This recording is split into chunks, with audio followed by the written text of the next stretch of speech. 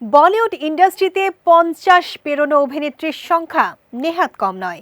অভিনেত্রী মালাইকা অরোরা, কাজল, কারিশমা কাপুর, সুস্মিতা সেন, ঐশ্বরিয়া রায় বচ্চন প্রত্যেকেরই বয়স 50 থেকে 52 বছরের মধ্যে।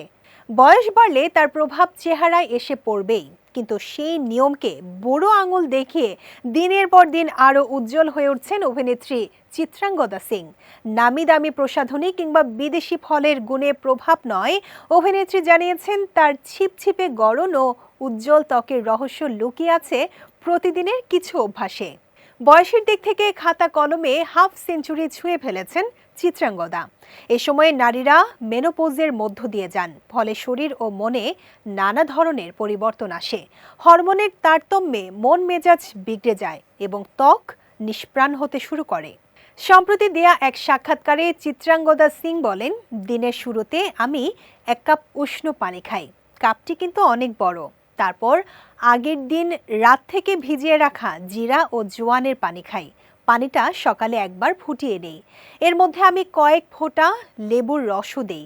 এর সঙ্গে আমার ডায়েটে থাকে কয়েকটি ভেজানো কাঠবাদাম। মিনিট 10 পর আমি ফল খাই।